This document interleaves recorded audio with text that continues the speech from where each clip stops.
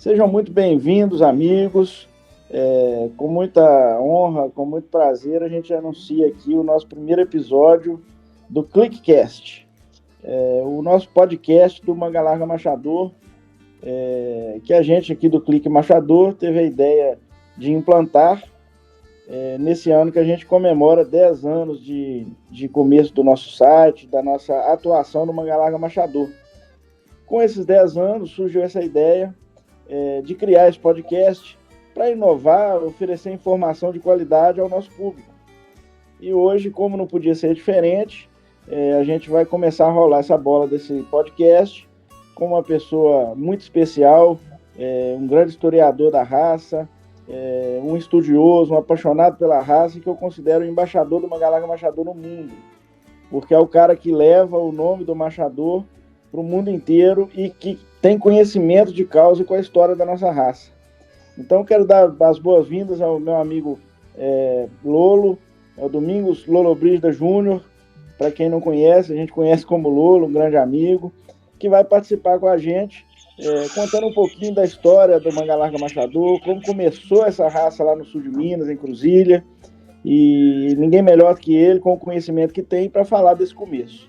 Então, muito bem-vindo, Júnior. Tá com você a palavra. Boa noite, João Paulo. É um prazer fazer parte desse nova tecnologia aí do site de vocês, né? E contar um pouco da história do nosso cavalo, né? Eu só queria corrigir que eu não sou historiador, não. Eu sou um curioso, né?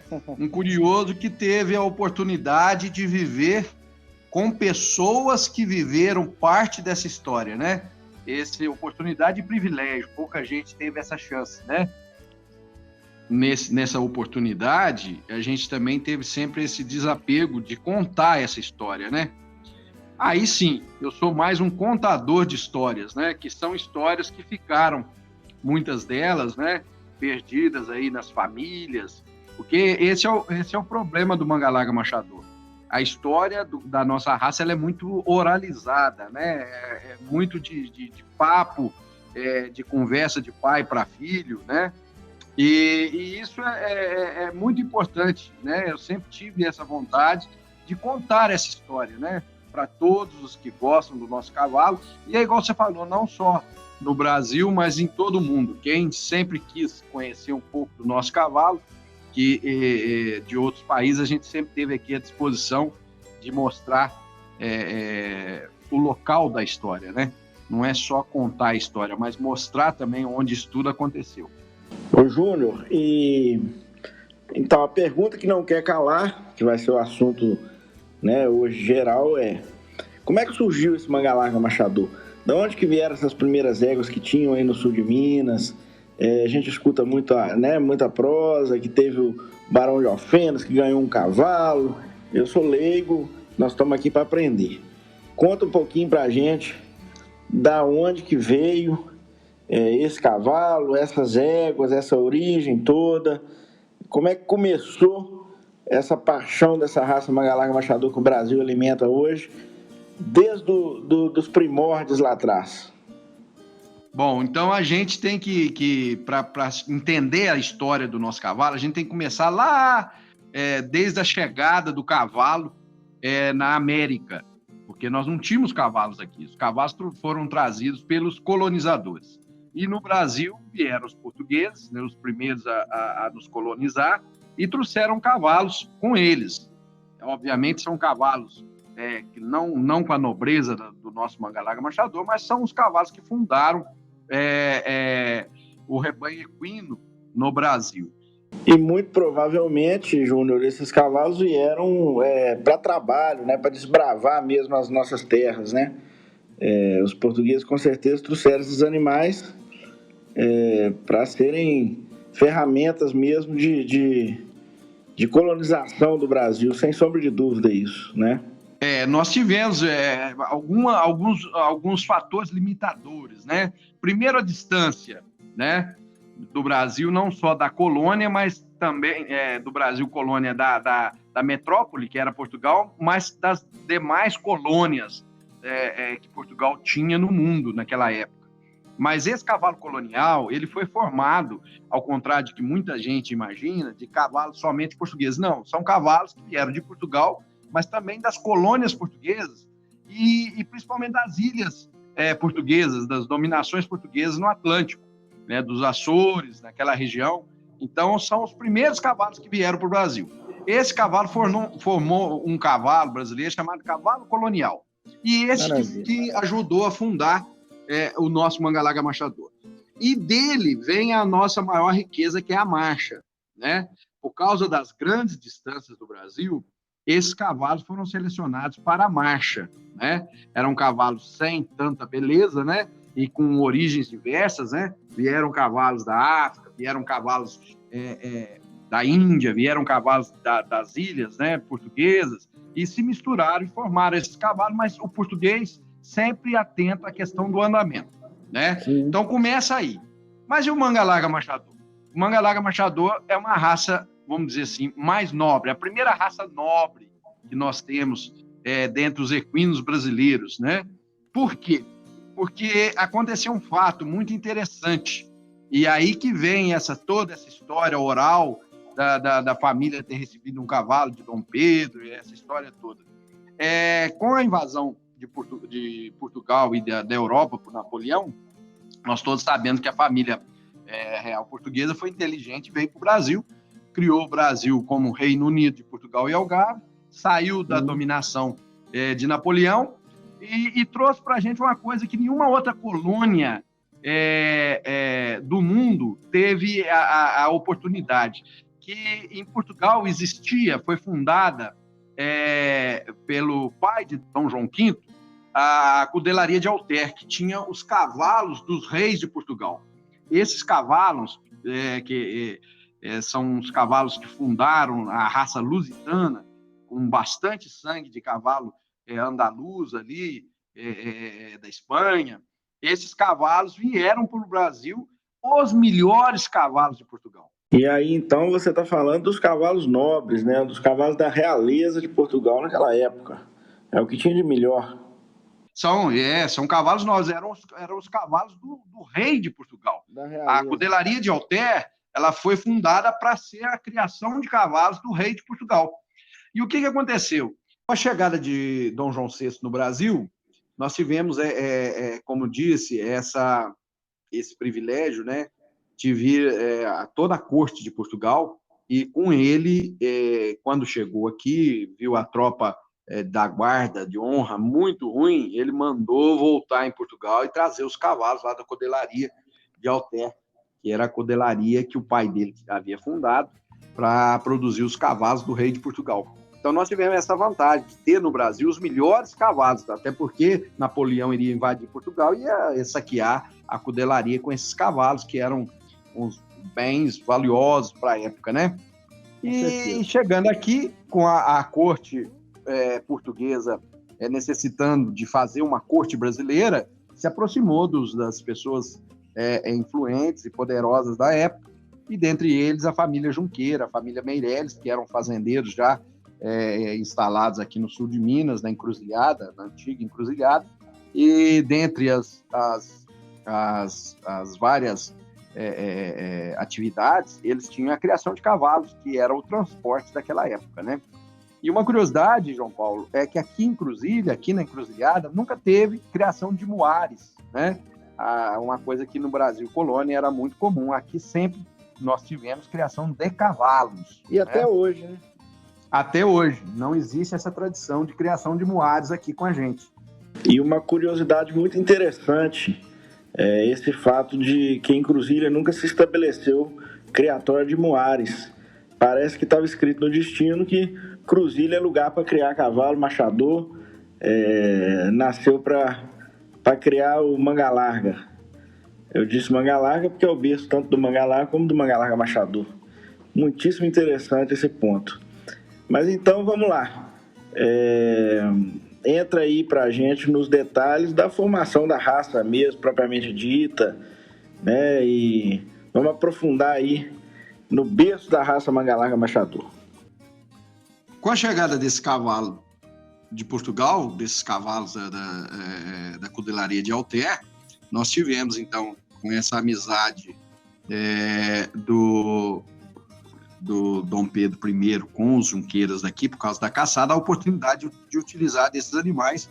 E aí começa o Manga Larga Machador, né?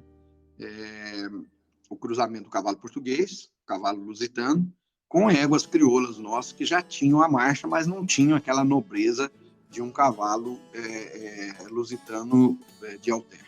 E temos uma estimativa de época disso? Quando foi? João Paulo, nós fizemos um estudo na época da fundação do museu. Nós temos registrado na codelaria de Cachoeira do Campo, que Dom Pedro I fundou, justamente também para melhorar a tropa cavalar de Minas Gerais, de 1819, um cavalo servindo lá na codelaria com o nome Junqueira, né? O que acontece? O que a tradição oral da família Junqueira fala é que esse cavalo teve aqui na encruzilhada primeiro, né? Cruzou as éguas daqui e daqui partiu para lá, para a codelaria. Se esse cavalo chegou lá em 1819, 1820, ele estava lá ainda, então a gente acredita que esse primeiro cruzamento da Junqueirada aqui, da encruzilhada, foi feito aí por volta de 1816, 17, né? Aí que começou o nosso Manga Larga Machador. A nobreza do cavalo lusitano com a marcha das éguas crioulas, das éguas coloniais que tínhamos aqui já na encruzilhada. Maravilha. E daí para cá, Júnior, como é que foi esse desdobrar aí do Manga Larga Machador? Para conhecer a história do Manga Larga Machador, tem que conhecer a história da família Junqueira, porque eles estão muito interligados, né? Toda a raça, ela caminha com a família, né? Eu sempre brinco que a raça não devia de chamar Manga Larga Machador, não, devia de chamar o cavalo Junqueira, porque foram eles que levaram o cavalo daqui da encruzilhada para todos os lugares, para todos, principalmente os polos de criações, né, do Manga Larga que nós temos. Quais sejam? Nós temos 3 principais polos de criação, de seleção da nossa raça. O sul de Minas, aqui na encruzilhada, aqui em Cruzilha, nós temos em São Paulo, na Mogiana Paulista, e nós temos na zona da Mata Mineira. Todos os 3 polos fundados por cavalos aqui da encruzilhada e por criadores da família Junqueira que saíram aqui da encruzilhada e levaram esses cavalos para essa região. Sim. E cada um foi seguindo o seu rumo. Cada um segue o seu rumo. Na criação de cavalo, João Paulo, é muito interessante você notar isso. Às vezes, na mesma linhagem, conforme a característica do criador, o cavalo adquire uma característica própria, né? Então, a gente vê, por exemplo, eu gosto muito de fazer uma comparação no Favacho. O Favacho, mais recentemente, nós tínhamos lá os 3 irmãos, né? Os mais novos, que é o Rubim, o Haroldo e o Bié. O Bié era um caçador apaixonado, né? Então, você vê que a tropa que vem dos cavalos que o Bié gostava é uma tropa mais pronta, uma tropa que gostava mais de caçada, mais temperamental, mais andadeira. Você vê o Haroldo, que era um gentleman, que era um cara refinado, um cara de cultura, mais de cidade, a tropa dele, do Favacho, são animais também mais refinados, mais para marcha, né? E você vê do Rubim a mesma coisa. O Rubim era caçador de veado, são animais também prontos, machadores e prontos. E isso vem acontecendo na sucessão familiar, né? Cada Junqueira, que depois se misturou com Meireles, com Rezende, com Ribeiro e formou o seu tipo de cavalo. Maravilha. E aí, Júnior, de Cruzilha para fora, não vamos dizer para fora, né? Para a formação dessas tropas tradicionais de Cruzilha e região. Vamos chegar, né? Vamos pular, assim, não, sem pular muita etapa, é claro. Tá? Aí esse cavalo que veio e formou com o cavalo de Portugal, com essas éguas, né? Os Junqueira foram né, os grandes forjadores dessa raça. E chegamos aí numas fazendas que foram as bases, né, do Manga Larga Machador. Vamos dizer assim, as pilares, né? Vamos esclarece um pouquinho para a gente sobre isso. Eu sempre comento uma coisa, João Paulo, que isso aí é o tipo de conhecimento que eu te falei lá na apresentação. A gente só adquire convivendo com quem já fez parte dessa história, né? Eu tive um grande professor no Manga Larga Machador, que era o Urbano Junqueira, da Fazenda Campo Lindo. Muito do que eu sei sobre o Manga Larga Machador aprendi com ele. E ele também era um cara curioso, né? Muito ligado à família, muito ligado a São Paulo, muito ligado à Zona da Mata e muito ligado aqui ao sul de Minas. Ele era um cara muito, muito bem relacionado em todas essas três grandes centros de criação do nosso cavalo. E o que acontecia? A nossa raça, ela começa aqui com este cavalo, que por tradição oral veio para o Gabriel Francisco, que é o Barão de Alfenas. O Gabriel, João Paulo, ele não era o cara mais rico nem o mais poderoso, mas toda a família tem aquele mais fuçado, né?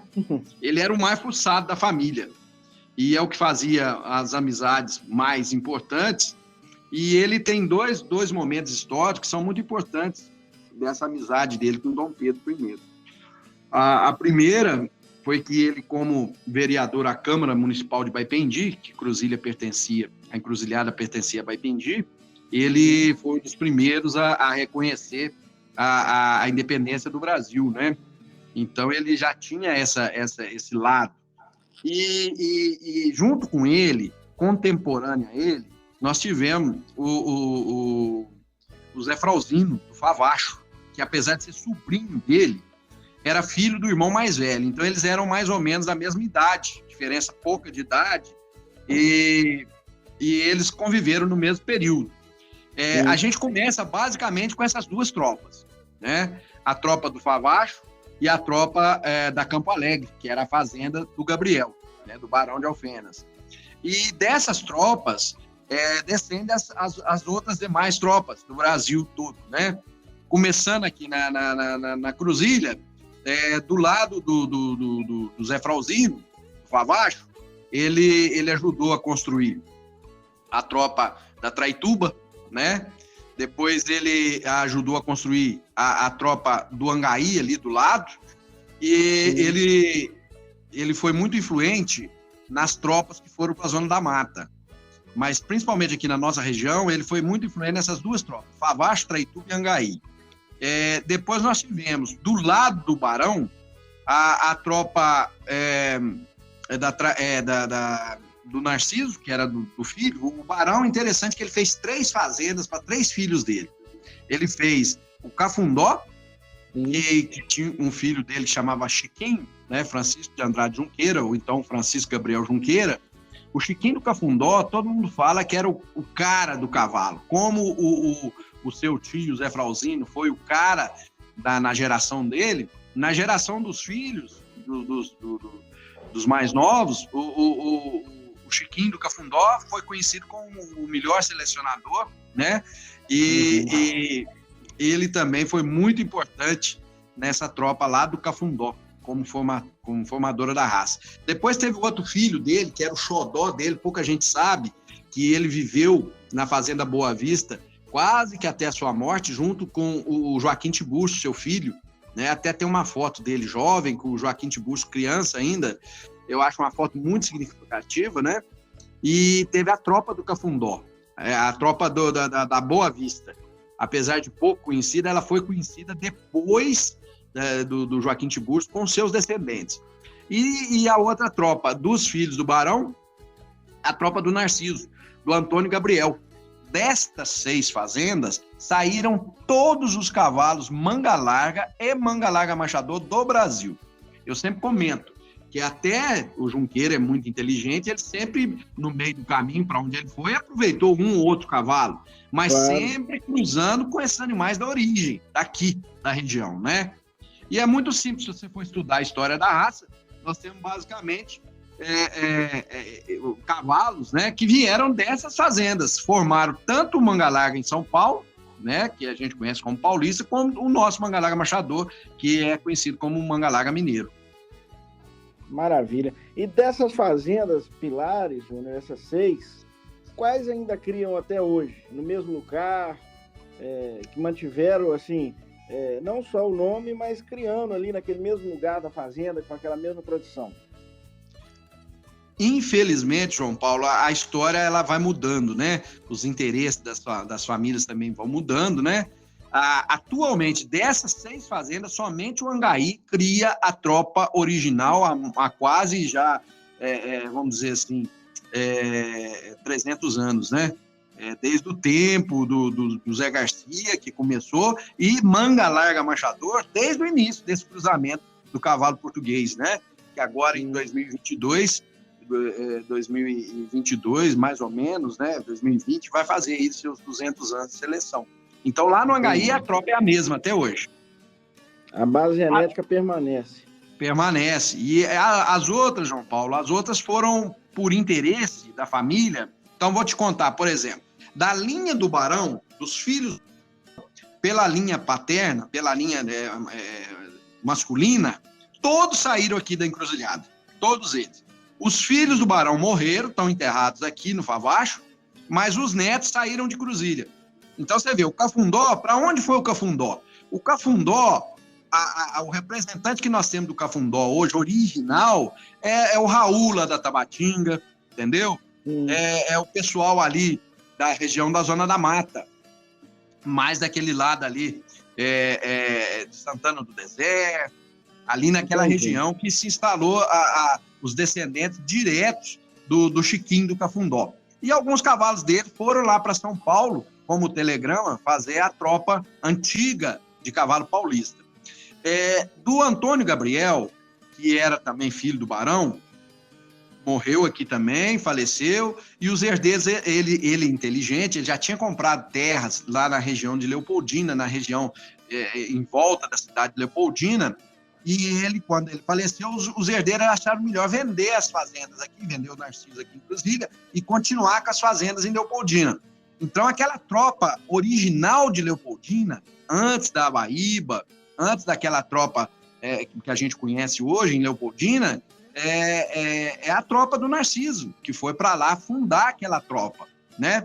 A tropa da Boa Vista, ela ficou muito conhecida através dos descendentes do filho do Barão, que era o xodozinho dele, né? Aqui na região de Cristina, de Itajubá, né? Ali aquelas tropas antigas que a gente tem ali do Cornelinho, do Goiabal, aquela tropa ali daquela região, né? Lá da Petrô, a tropa da família dela lá dos criminosos. Essas tropas todas são originais dessas tropas que saíram aqui dessas 3 fazendas dos filhos do Barão.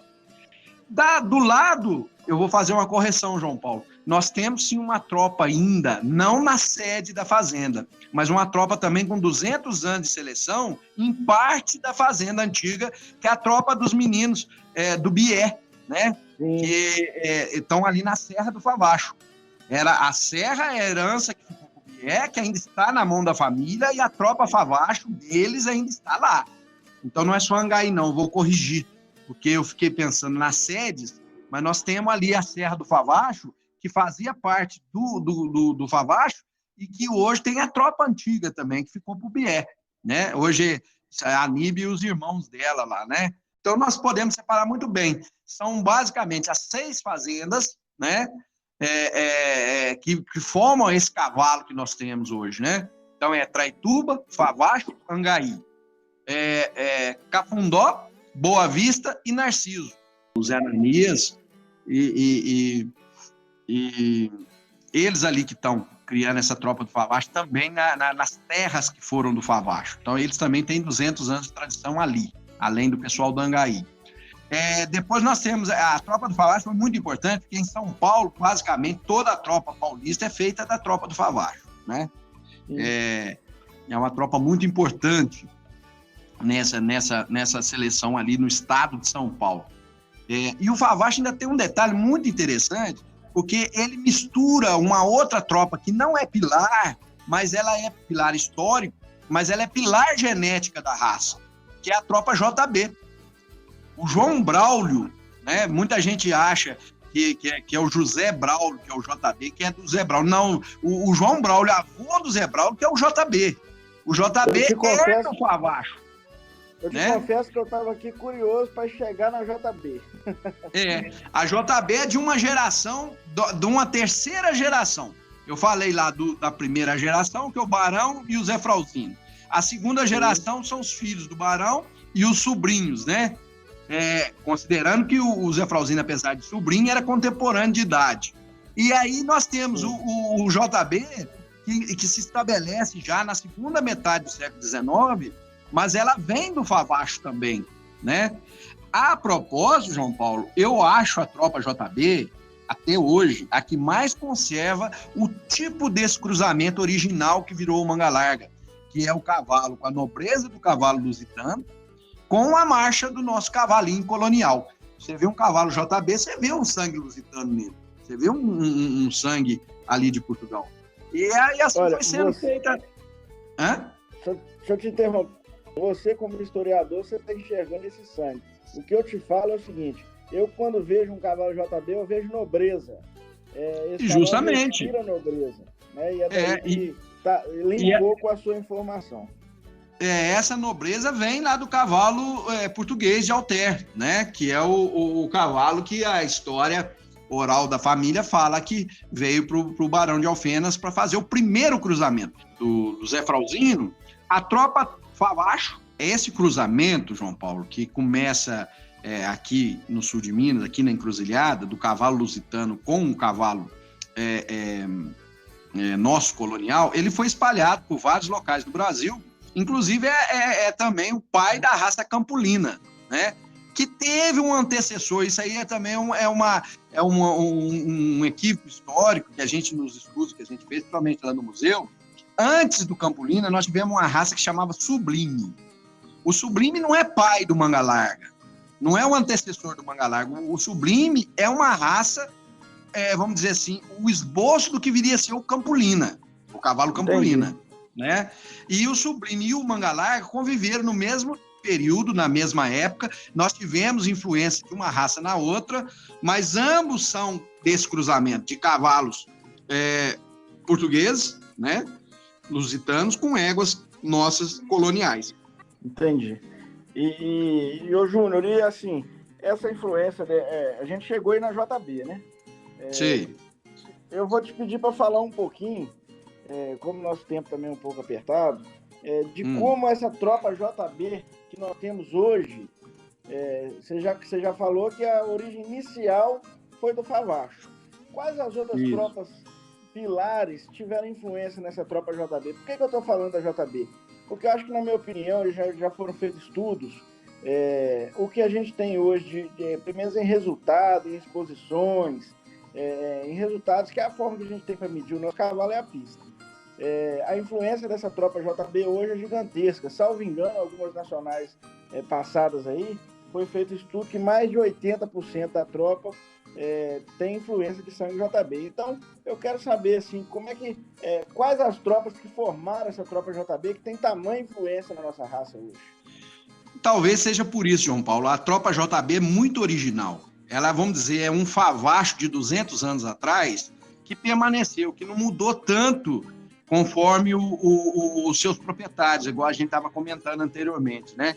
O proprietário, o criador, dá o seu estilo no cavalo que ele cria. E o JB parece que foi mais fiel nesse tipo de cavalo. Então, eles criam um cavalo, desde a segunda metade do século XIX, mais ou menos o mesmo cavalo de hoje, né? E se você for analisar, a influência da JB, ela é muito grande em todas as linhagens, né? Nós temos JB na Bela Cruz, nós temos JB na Traituba, nós temos JB no Favacho, nós temos JB na Baíba, nós temos JB na Tabatinga, nós temos JB na 53, aliás, a 53 vem diretamente da JB, nós temos JB em todas as outras linhagens do Brasil, né? Na origem. E esse sucesso que o JB tem hoje, eu acredito que é por causa dessa fidelidade que eles tiveram a um tipo de cavalo. Você vê um cavalo JB, você sabe que é JB. Quem está no meio já vê o cavalo, já vê aquele tipo, né? E eu acho que é por isso que eles tiveram essa importância, né? E muita consanguinidade, né? O Urbano sempre gostava de falar que nesses anos todos que ele e o pai dele criaram o cavalo, só tinha uma égua que tinha entrado lá no Campolino, que era a Baíba Exposição, né? Que fora isso eram somente éguas do Campolino. E se a gente reparar isso, então isso dá uma consistência genética muito grande.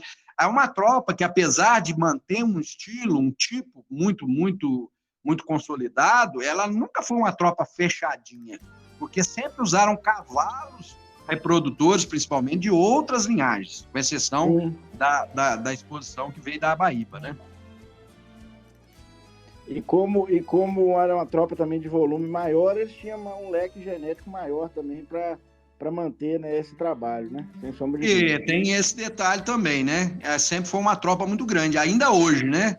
Ainda hoje a tropa de éguas da JB, eu acredito que tenha no mínimo lá umas 80 éguas parindo, né? Até hoje.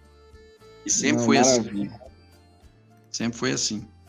Bom, Júnior, eu acho que o nosso bate-papo de hoje deu um norte muito grande para o nosso espectador do surgimento do Manga Larga Machador. O nosso primeiro podcast, a gente sentiu a obrigação de começar contando a história da raça. Eu acho que não tinha forma melhor, né, da gente começar. Primeiro eu quero saber se tem alguma coisa mais nesse contexto da história que você quer falar para arrematar, antes da gente partir aí para os agradecimentos.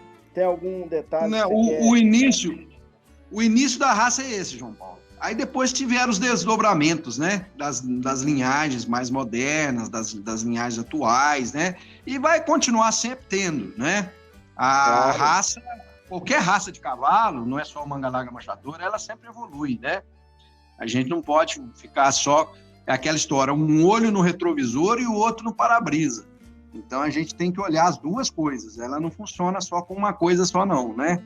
E o que eu gostaria de falar é isso aí, que nós temos aqui, inclusive, o Museu Nacional do Cavalo Manga Larga Machador, e essa história está contada aqui. E quem vier aqui vai ter oportunidade também, obviamente, com antecedência, combinando com o pessoal, de ter oportunidade de conhecer essas fazendas pilares aonde a história se desenvolveu. Não, maravilha. Júnior, eu te agradeço muito, em nome de toda a nossa equipe. Eu tenho certeza que o Brasil, ouvinte do Manga Larga Machador, vai ficar muito satisfeito quando ouvir essas palavras, quando ouvir esses registros históricos que você fez aqui. Então, fica o nosso muito obrigado por você disponibilizar o seu tempo, o seu conhecimento em prol do Manga Larga Machador. Com muita honra, a gente encerra esse primeiro episódio do ClickCast e convidando os amigos para acompanhar os próximos. Vamos tratar assuntos diversos da raça, começamos com a história e vamos chegar como a evolução do cavalo. Nós vamos sem fim em busca do conhecimento para o Manga Larga Machador. Então, muito obrigado a você, muito obrigado a João todos Paulo, que nos ouvem. Pois não. Antes de terminar, já te cortando, que a gente vai lembrando das coisas, né? Você vê claro. A importância da linhagem JB, porque a pelagem Pampa, que inicialmente não era tão buscada na raça, né? Ao contrário, era até meio tinha um pouco de preconceito de cavalos de origem Pampa, ela sempre foi muito presente na JB. E aconteceu um negócio muito interessante esse ano, sabe? Uma característica própria da linhagem JB. Lá na Itália, nós estamos já nascendo a terceira geração do Manga Larga Machador italiano, né? Já nascido, filho de animais italianos. E nós fizemos um cruzamento de uma égua italiana, né? Com um cavalo brasileiro, filho de égua JB, que é castanho. E nasceu uma potra Pampa, você acredita? Olha só. Olha a influência da genética JB, né?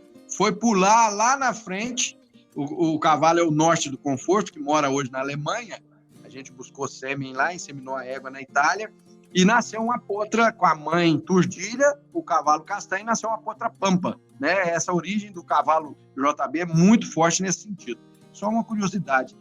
Depois até você pode editar isso, colocar num local melhor aí, que você acha? Não, mas é uma curiosidade interessantíssima que tem que ser registrada, sim, né? Mas então Mas, é isso, meu amigo. João Paulo, muito obrigado. É um prazer muito grande de estar participando desse primeiro podcast aí do Clique Manchador. E a gente deseja sucesso para vocês, né? Comemorando 10, que venham mais 10, mais 10, mais 10. Muitos anos aí divulgando a nossa raça, comercializando animais de procedência, com garantia, com seriedade. Isso é uma coisa que a gente precisa muito, não só no Mangalaga Machador, em todo ramo de negócio, a gente precisa de seriedade, de comprometimento, de compromisso de quem está envolvido. E eu vou falar um negócio, vocês aí do Clique Machador, o Helder, você, a turma que ajuda vocês aí, estão de parabéns nesse sentido. Eu te agradeço muito as palavras, a participação. Com certeza a gente tem uma responsabilidade muito grande por trabalhar com aquilo que a gente ama, que é o cavalo Mangalaga Machador.